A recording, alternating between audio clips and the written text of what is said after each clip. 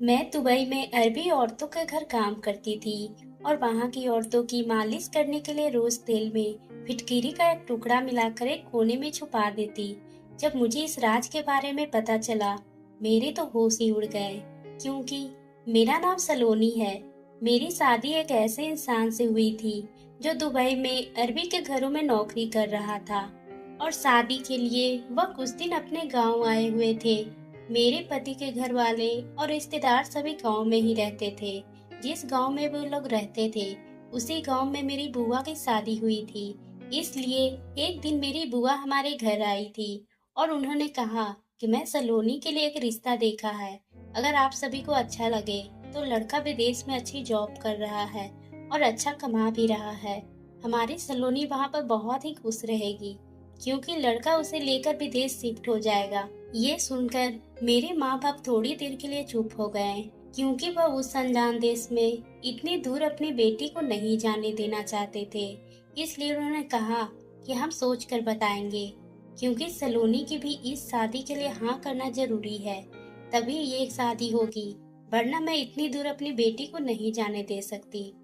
पर मेरी बुआ थोड़े पुराने ख्यालात की थी। वह पापा पर बहुत ही गुस्सा होते हुए बोली, जब हम बड़े सभी अभी इस घर में मौजूद हैं, तो बच्चे शादी के फैसले क्यों करेंगे। ये सुनकर मेरी माँ ने पापा से कहा कि हमें बुआ के लाए हुए रिश्ते को मान लेनी चाहिए, क्योंकि वह तो सलोनी से बहुत ही प्यार करती है और वह इसके लिए अच्छा ही रिश्ता लाई होगी। इसलिए पापा ने भी खुशी से बुआ के लाए हुए रिश्ते को अपना लिया था और फिर हमारी रिश्तेदारी आगे बढ़ी थी और हमारी शादी बड़ी ही धूमधाम से रवि के साथ करवा दी गई थी। पर मेरे पति मेरे लिए बिल्कुल ही अनजान थे। मेरी शादी को हफ्ता ही गुजरा था कि मेरे पति अचानक मुझसे कहने लगे, मेरा सामान पैक कर दो, मुझे आज ही दुबई के लिए निकलना होगा और मैं दुबई के शेख के कंपनी में काम करता हूँ। ये सुनकर मैं अपने पति रवि से बोली कि मैं आपके बगैर अकेले इस घर में कैसे रहूंगी। तभी एक दूसरे को ठीक से जाना भी नहीं था और मैं पूरी जिंदगी अपने पति के साथ ही गुजारना चाहती हूँ।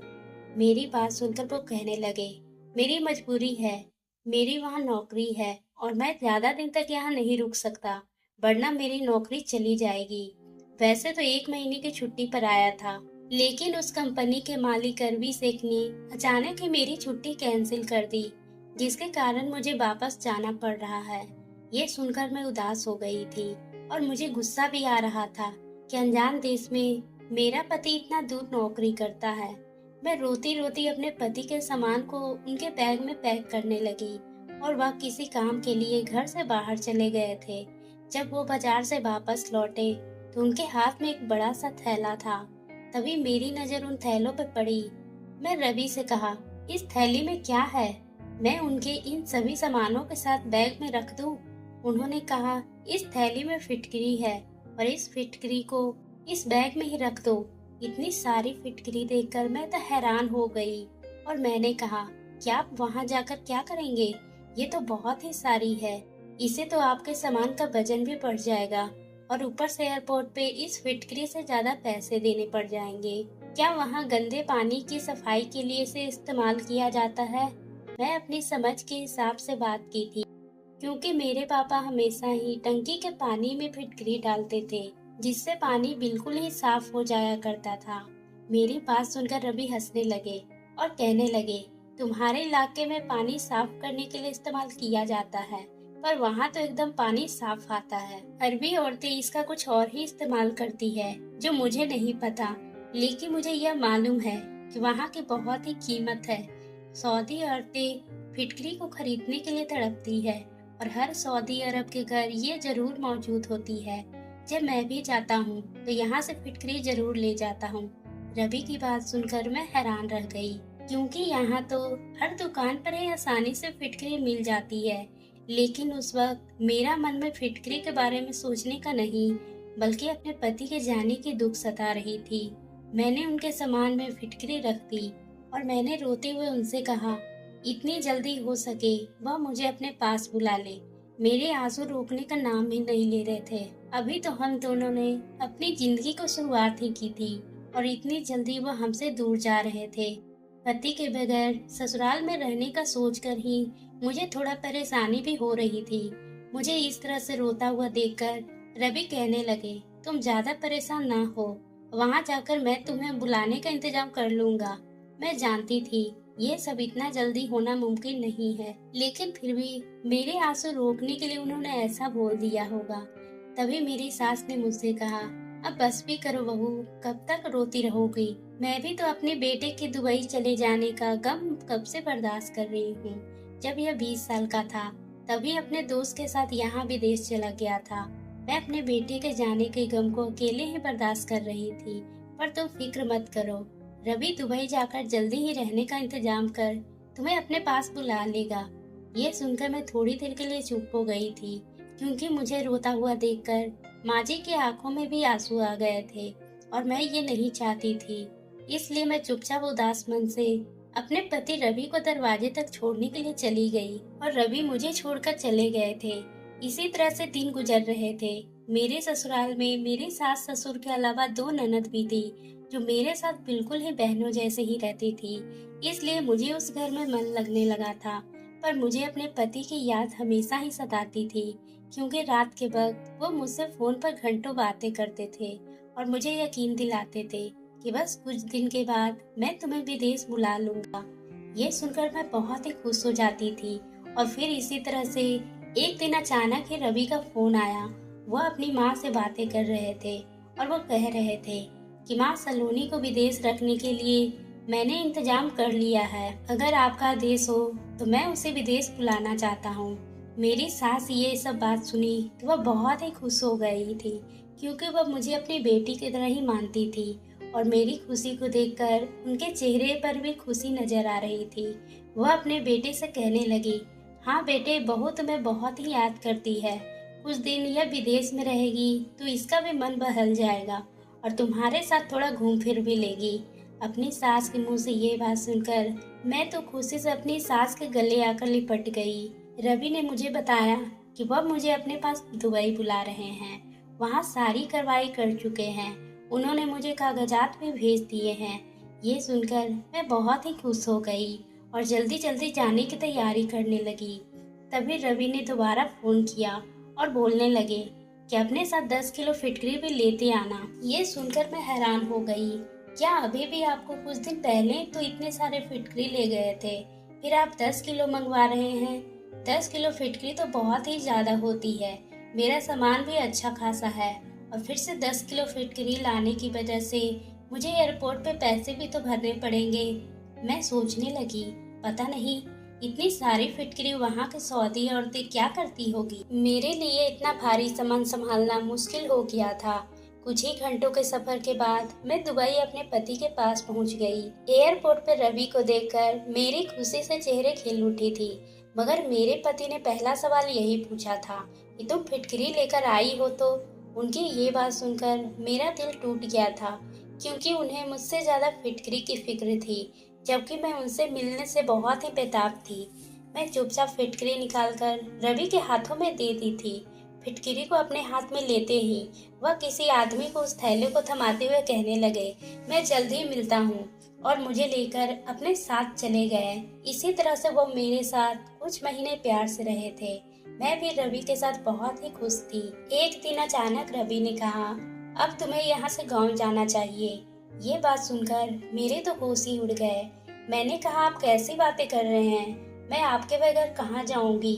मैं तो अपने सभी रिश्तेदारों को कहकर आई हूँ कि अब मैं हमेशा के लिए आपके साथ ही रहूंगी। वैसे भी वहाँ गांव पर जाकर मैं क्या करूंगी? रवि कहने लगे, यहाँ खर्च बहुत ही ज्यादा हो गया है और घर भेजने के लिए पैसे भी नहीं बच रहे हैं। माँ जब भी फोन करती है तो वह नाराज हो जाती है और तुम्हारे यहाँ आने से मेरे सारे पैसे यही खर्च हो जा रहे हैं। मैं गुस्से में बोली, अगर ऐसी ही बात है तो ठीक है, मैं यही कोई नौकरी कर लेती हूँ। मैं अपना खर्च खुद उठा लूंगी, लेकिन वापस मैं गांव नहीं जाऊंगी। मैं अकेले वहाँ की जिंदगी नहीं गुजार सकती। मेरी बात सुनकर रवि कहने लगे, तुम्हें भला यहाँ काम कैसे मिलेगा? मैंने कहा, मैं यहाँ कुछ भी कर लूंगी। आप किस अरबी मालिक के यहाँ जॉब करते हैं? मुझे उनके घर खाना बनाने का काम भी मिल जाए तो मैं इस काम को भी कर लूंगी। ये सुनकर रवि कहने लगे, मैं तो अरबी मालिक के कंपनी में काम करता हूँ।